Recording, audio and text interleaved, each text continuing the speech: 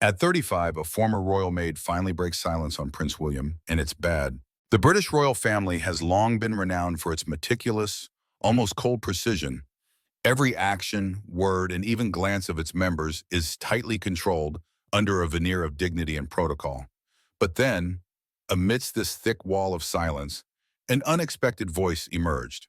At 35, a former maid who once worked within the palace broke the unwritten rule: never reveal what happens behind royal doors. And what shocked the public even more was that the subject of her revelations was none other than Prince William, the heir to the throne, a symbol of stability after years of turmoil for the monarchy.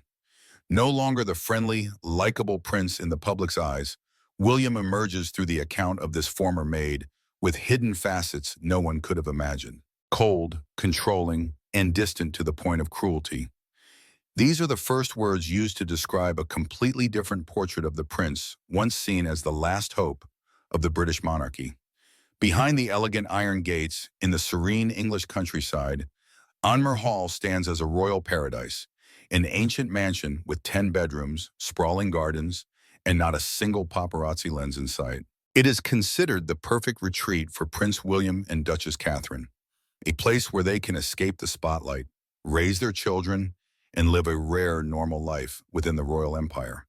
But beneath this perfect facade, another truth was quietly stirring, and now it is being unveiled.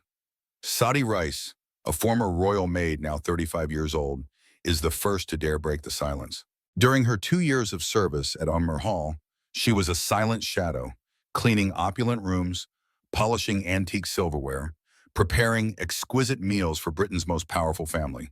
Her salary was £35,000 a year, seemingly a fair price for what appeared to be a dream job. But for Saadi, the dream quickly turned into a nightmare. Saadi was not just an ordinary household staff member. Before joining Prince William and Duchess Catherine's team, she had served in the royal households of Norway and even worked for Queen Elizabeth herself. Her resume sparkled with royal connections, making her the perfect addition to the Cambridge household. She had no idea that this position would ultimately lead her to a decision that would shake the very foundation of her career. The truth about working for royalty is not what fairy tales would have us believe. There are no magical helpers or easy fixes. Instead, there are relentless demands, high expectations, and a job that gradually consumes your life.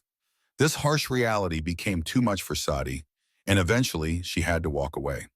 The breaking point came when Saadi, a dedicated worker, found the job's demands overwhelming, even for her, revealed an insider close to the royal household. This wasn't just about dusting a few extra rooms or washing a few more dishes. It was about losing all sense of personal space and time, where work completely overtook her life. The first signs appeared gradually. Extra hours here, additional responsibilities there. What began as occasional requests soon transformed into constant expectations. The workload at Anmer Hall was already substantial. Grocery shopping, cooking, cleaning, and laundry for a 10-bedroom estate is no light task by any measure. But then came the request to spend more time at Kensington Palace as the family prepared for their permanent move to London. They wanted her to dedicate more time at Kensington Palace, and her workload was increasing all the time. The source continued. The request might sound simple enough, but it meant completely reshaping her life around the royal family's needs. More time at Kensington Palace meant less time for herself, her own needs, her relationships, and her life. For a while, Saadi tried to make it work. She adjusted her schedule, extended her hours, and pushed herself beyond what most would consider reasonable. But there comes a point when even the most devoted employee needs to draw a line. For Saadi Rice, that moment finally arrived after 2 years of service. She wasn't having a normal life outside work, the insider explained with a note of sympathy. This statement speaks volumes about what was happening behind closed doors. Not having a normal life is a simple phrase that encapsulates countless missed birthday celebrations, canceled dates, postponed dreams, and abandoned personal time. What exactly does a royal household demand from its staff? The question seems straightforward, but the truth is far more complex and goes beyond a typical employer-employee relationship.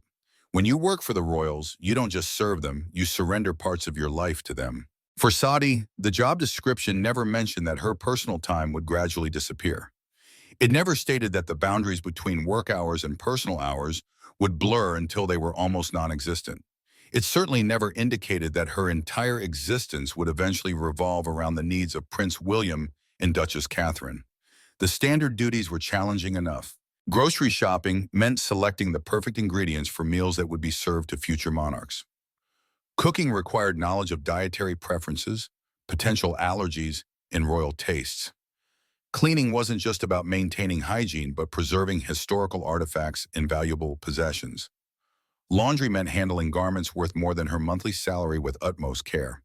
All of this had to be done with an invisible touch, present enough to serve, absent enough not to intrude. Royal staff are expected to be ghosts in their own workplace, seen only when needed and forgotten when not. But the most difficult expectation wasn't listed anywhere. The expectation that her loyalty would extend beyond professional boundaries into personal sacrifice, that she would always say yes, always accommodate, and always put the royal family's needs above her own. It's worth noting that despite the demands placed on royal staff, certain perks come with the position. Being trusted by royalty opens doors in the future, and the prestige of having served in such households can lead to better opportunities down the road. But at what cost? That's the question Saudi found herself facing as the demands continued to escalate.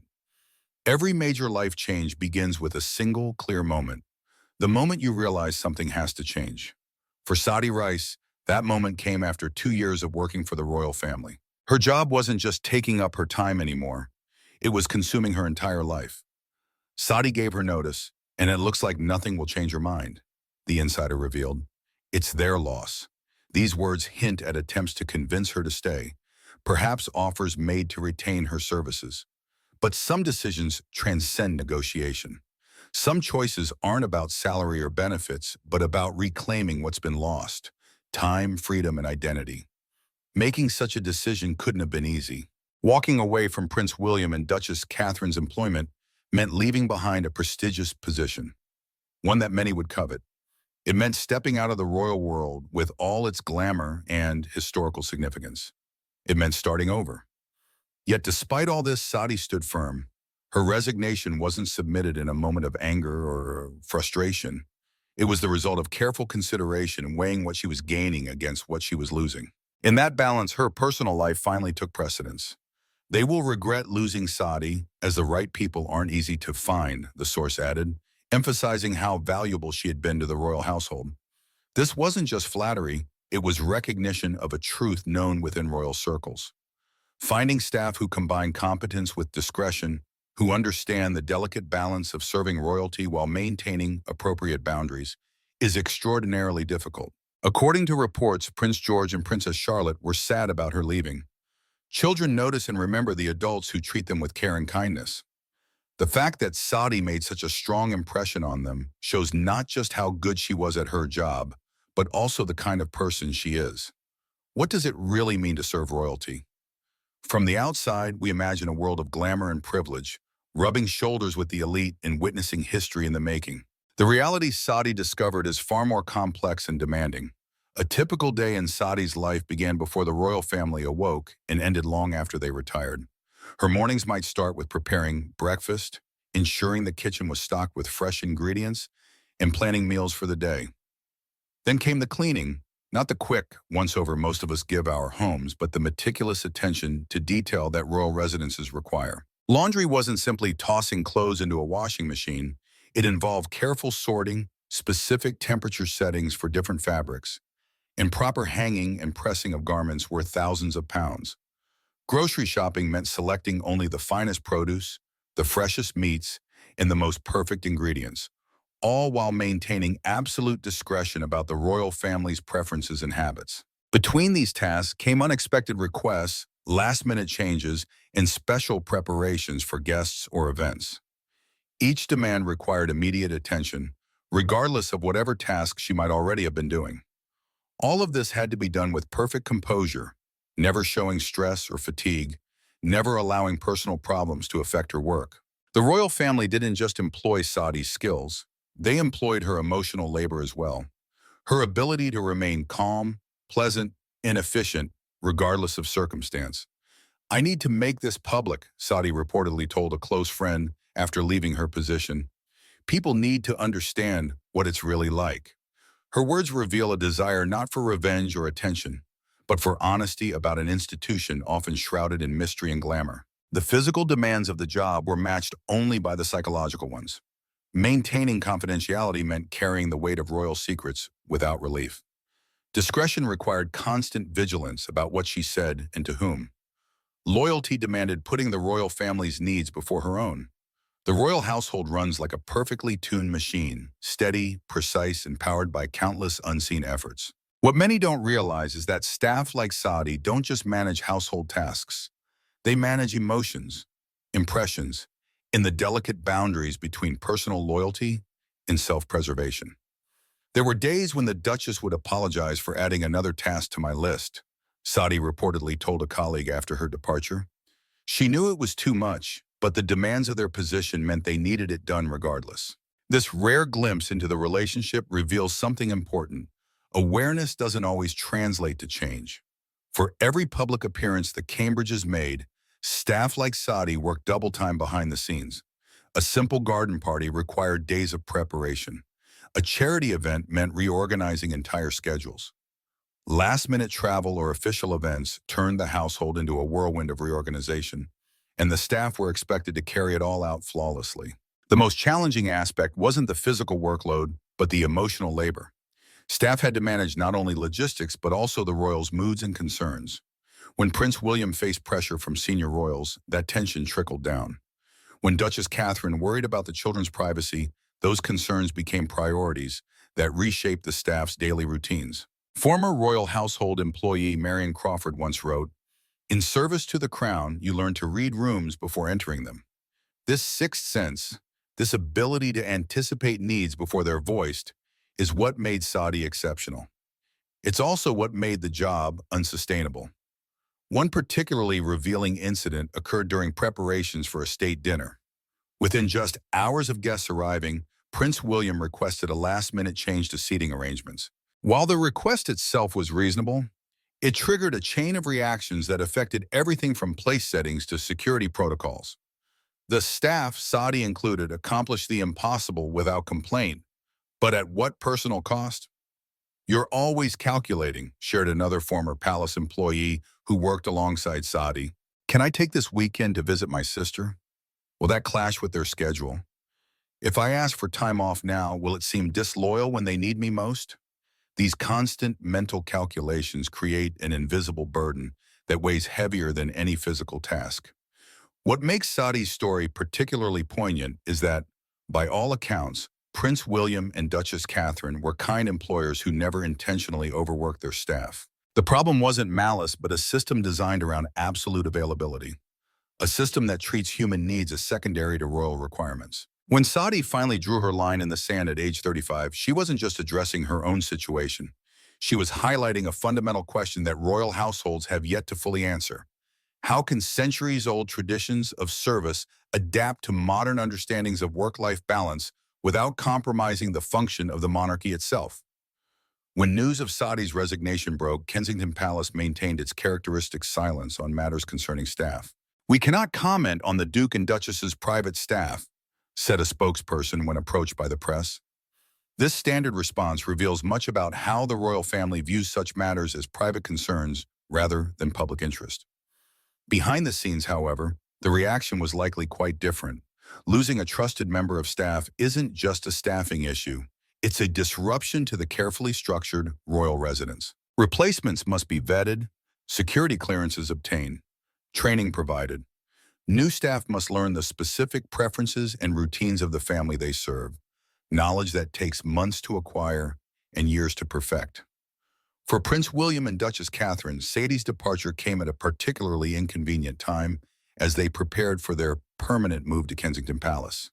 Having a household staff familiar with family routines and preferences is invaluable during such transitions. Losing Saadi meant losing not just her skills, but her institutional knowledge, her understanding of how the Cambridge household functions. This wasn't the couple's first staffing change. In 2023, Rebecca Deacon, who had served as Duchess Catherine's private secretary for 5 years, had stepped down just months earlier. Two significant departures in such close succession suggests something brewing beneath the surface of royal employment. Perhaps a reevaluation of work-life balance, or changing expectations as the Cambridge family's role continues to evolve. While the palace may not have commented publicly, the loss was surely felt. Trusted staff are the backbone of royal operations, the invisible hands that allow public figures to perform their duties seamlessly. Their value often becomes most apparent only in their absence. Saudi's story isn't just about one housekeeper's experience with one royal couple. It offers a rare glimpse into the deeper, often unspoken reality of serving the elite. Her resignation highlights a broader imbalance, the uneven power dynamic that exists in high-profile households where loyalty is expected and boundaries are blurred. Former royal butler Grant Harold, who worked for several royal family members over the years, offered a different perspective when interviewed. It is the protocol to be guarded and formal, but they are wonderful with such a great sense of humor, he shared. Off-duty, they are so friendly. This contrast adds complexity to the narrative. It suggests that Prince William and Duchess Catherine may well be kind employers on a personal level, while the system they exist within creates impossible demands for staff. The difference between Harold's and Sadie's experiences points to an important truth. Working for royalty is not a uniform experience. Different positions carry different burdens. A butler might attend formal events, manage other staff, and interact more directly with the royal family. A housekeeper like Saadi handles the behind-the-scenes labor that makes royal life possible, often with less recognition and more physical demands. It also highlights the evolution of royal expectations over time. As younger royals like William and Catherine balance traditional duties with modern parenting and a more active role in social causes, the demands on their staff have likely increased. They're not just maintaining a royal household, they're raising young children, managing charitable foundations, and representing the monarchy to a new generation. The secret that Saudi's story exposes isn't that Prince William is a terrible employer, but rather that the institution of royal service itself may be fundamentally at odds with modern expectations of work-life balance. No amount of personal kindness can offset a system designed to put the needs of one family above all others. When Saudi Rice walked away from her royal position at 35, she did more than just change jobs. She challenged a centuries-old system that relied on the unquestioning loyalty and sacrifice of those who served royalty. Her decision to finally break her silence rippled through royal households across Britain. Following the news of her departure, palace sources revealed that other royal staff began asking similar questions about their own positions. Was the prestige and proximity to history worth the personal cost? Could boundaries be established that allowed for both excellent service and personal fulfillment? Was it possible to serve royalty without surrendering one's own life in the process? These questions weren't just theoretical. They reflected a generational shift in attitudes toward work and life. Younger staff members entering royal service brought with them modern expectations about employment rights, work-life balance, and personal boundaries. They admired tradition but questioned practices that seemed rooted more in hierarchy than necessity. This shift presented a challenge for the royal family. Their daily lives depend on dedicated staff willing to go above and beyond normal employment expectations. Yet attracting and retaining quality personnel requires acknowledging changing workforce attitudes. It's a delicate balance, maintaining the standards and traditions that define royal service while adapting to contemporary employment practices. Prince William and Duchess Catherine, as younger royals with children of their own, arguably understood this tension better than most. They represent a bridge between traditional royal values and modern sensibilities. Yet Saudi's departure suggests that even they struggled to create working conditions that respected staff needs while meeting their own requirements. Though brief, the media coverage of Saudi's resignation opened a rare window into the typically private world of royal employment. For the public, it provided a reminder that behind the ceremony and splendor of royal life are ordinary people doing extraordinary work, often at considerable personal cost. At 35, Saudi Rice found herself at a crossroads that few could experience, leaving behind a world of palaces and princes to return to ordinary life. What happens when you step away from service to one of the most famous families in the world? For Saudi, the transition came with both challenges and unexpected freedoms. After years of rigid schedules dictated by royal needs, she suddenly faced days that were hers to shape. After maintaining strict confidentiality about every aspect of her work, she could speak more openly about her daily life. After subordinating her needs to those of the Cambridge family, she could finally prioritize herself. Initial reports suggested that Saadi took time to relax after leaving her position, focusing on reconnecting with family and friends who had taken a backseat during her royal employment. The experience and references gained from working in such prestigious households meant she wasn't short of employment opportunities, but she chose to be deliberate about her next steps. While Saadi maintained appropriate discretion about specific details of the Cambridge household, her decision to break her silence about the general working conditions sent an important message. By speaking through friends to trusted sources, she highlighted the unsustainable expectations placed on royal staff without betraying the family's privacy. Saadi's resignation was never about disliking the Duke and Duchess, clarified one source close to the former maid. It was about reclaiming the right to have a life beyond her job. This distinction is crucial. Her story isn't one of revenge or scandal, but of someone making a difficult choice in favor of personal well-being. The royal household eventually filled Saadi's position, as institutions always do when individuals leave. Life at Anmer Hall and Kensington Palace continued, routines were adjusted, and new staff learned the royal service. But something had changed. A small but significant shift in understanding about the human cost of maintaining royal life. For Prince William and Duchess Catherine, losing a valued staff member like Saadi offered an opportunity for reflection. While palace sources never confirmed any changes to staff policies after her departure, subsequent years have seen fewer reports of high turnover among Cambridge household staff, perhaps indicating lessons learned and adjustments made. Saadi's story reminds us that even in the most gilded cages, people deserve lives of their own.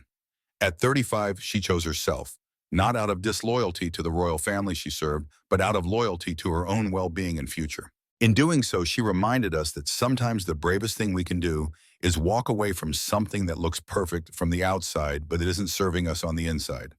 Saadi Rice's story is not just a rare accusation aimed at Prince William. It is a profound wake-up call about the cost of a dream job. When the palace doors close, behind the glamour and prestige lies silent sacrifice, sometimes to the point of losing oneself. Saadi chose to leave, not because she was weak, but because she was strong enough to say that her mental health and personal life were worth as much as any royal medal. What do you think about Saadi's choice? Was she right to set boundaries for herself, even if it meant giving up a position thousands would envy? And if it were you, when a job begins to consume every aspect of your personal life, would you keep enduring, or would you bravely step out of your comfort zone? Share your thoughts in the comments below. We'd love to hear your perspective. Don't forget to like if you found this video compelling, and subscribe to the channel to stay updated on more shocking behind-the-scenes stories from inside the British royal family.